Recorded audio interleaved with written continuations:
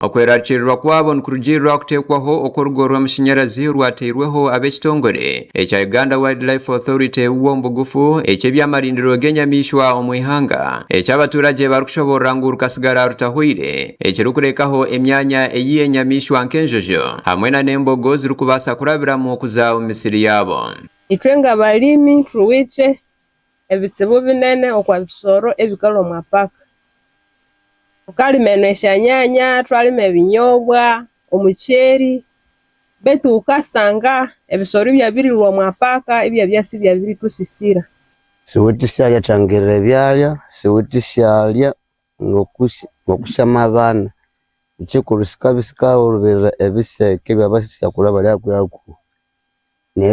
Nitsa ndya malimo abandu. Mutombera adewo omuhingi ruranganwa omuchweka nashoborera ngu ebichweka byabo tibirinzirwe ekirukumara nabikirabe kiringu omurimo gw'okukora orugo rw'amashanyarazi gukakorwa konka na hati basigere bashobangirirwe ahabw'enshonga y'obutahendera okukora orugo. Tusamalire saha n'abantu balimo bubu obunga nabe abarume mu basahanu bamatukangana ndi bakasa college bakasa kinga bakasa hiraho fencing. Abandu bahingi omuri Kyondo nabo bashobora ngu bakaferwa munonga enyamishwa zirukutaho misiri yabo zikarya emisiri yabo nk'eyebichori ebihimba omucheri hamwe na nyanya ebyizire bikacwekerezebwa omukiro kimwe nabarabura ngu omwanya ogwo ogwarekirweho gutahendirwe omurugoro nogubaretera okusigara behanikire emitima.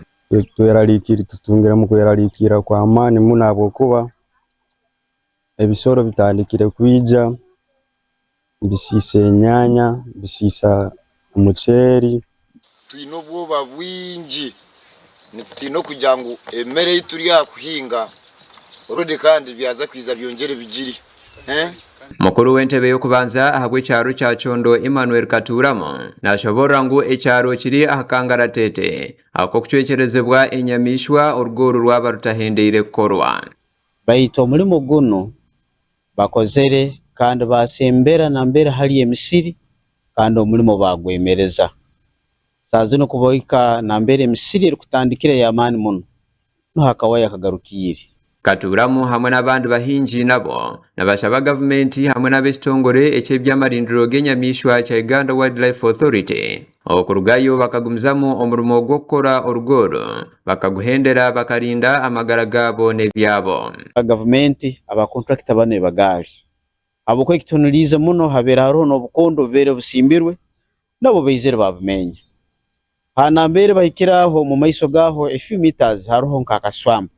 Tukasaba abo butrochi eribyo bangana tuyamba akawaya kamabisi kangatokengana kozi babyasibwa pimi bakolo buli chima cyose hakiri babangana turonderia omubero wose owere tuyambira mugetuletera nga Omukugaruka mwebyo byona mugambirizi w'ekitongore kya Uwahanji Bashir nashoborera ngu balinu bakora obuchweka ihembe okurebeka ngu entebekanisi y'okuhendera orugo rw'amashanyarazi bagihendera omu bichweka ahabw'embarirwa y'esente eibeine nashoborera ngu MP hakwira arebeke nibeija kuhendera orugo oru hatariho kuremwa kwona.